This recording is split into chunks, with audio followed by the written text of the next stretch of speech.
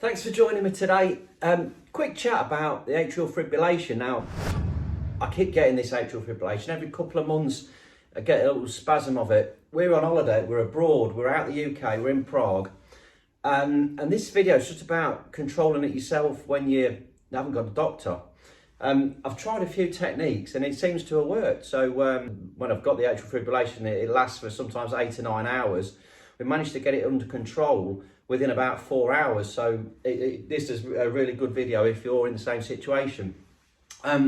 Using something called a Vagal Manoeuvre and medication that I've got, which I have to take every day. What I take at the minute, I've got flecainide acetate tablet, 100 milligram, one of those every night, and we've got the bisoprol tablets, one of those every morning. So the flecainide pills, which I'm on, if I have a little attack of this atrial fibrillation, I take an extra couple of tablets, but it doesn't do it itself straight away. It can take ages for it to kick in, and sometimes it doesn't work at all. I've had to go down to the hospital. But anyway, let's get on with this, because this has been a bit of a breakthrough for us, really, because I've managed to get it under control myself, and I'll show you how I did it. First of all, like I say, took the medication, and then it's all about breathing. I've literally got an old water bottle here, and I've popped 10 pinholes with the sewing kit that we've got in the room into the bottle, so that when you blow into it, you can feel just a little draft coming out, but there's loads of resistance there. So lie on your back on the bed with your feet in the air.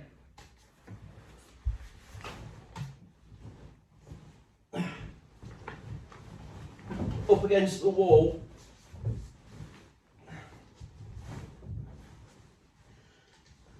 Like so. Get your bottle, take a big breath. Push down on your stomach as if... No, shut up, sir. Push down on your stomach as if you're going to have a big poo, and blow into the bottle as hard as you can for about 15 seconds, if you can manage it that long. It is hard, you've got to do it. You've got to make the work so your face goes red.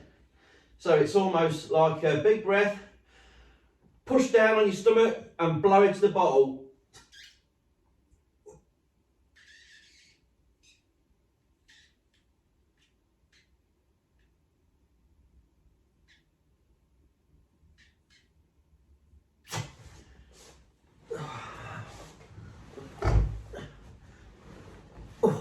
And when you stop blowing, you kind of feel everything, well, sort of changes. And for me, it will kick back in and reset itself.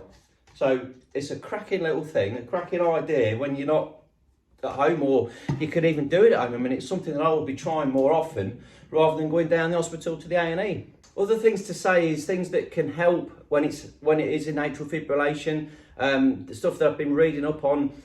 Light exercise, just going out for a walk.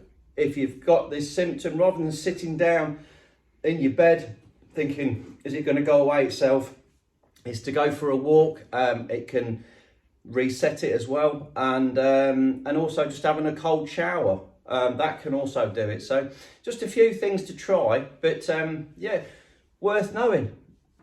So we made it safely back home. And the ticker behaved itself for the rest of the holiday, which was great. But there are definitely certain circumstances that make my AF come out more. Things overindulging. I mean, the day before I had this funny turn again, we'd been drinking loads.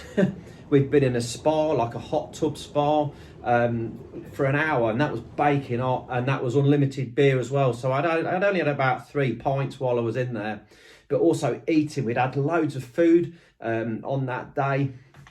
Just all sorts of overindulging definitely makes a difference to the way my AF works. That Vagal Manoeuvre, though, it's got a couple of names of very similar techniques. The Valsalva and the Vagal Manoeuvre, very similar in the way they do with the breathing and the pressure, putting pressure on your body to make a difference to your rhythm of your heart.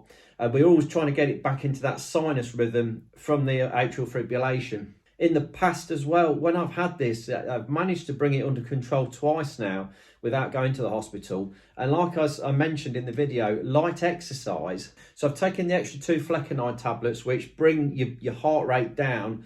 And for me, I always find if I can get it below 75 beats per minute on resting, it drops back into rhythm. That always seems to be the key number. 75 beats per minute is quite a critical number. But sometimes I can't get down there. I can only get down to sort of 85.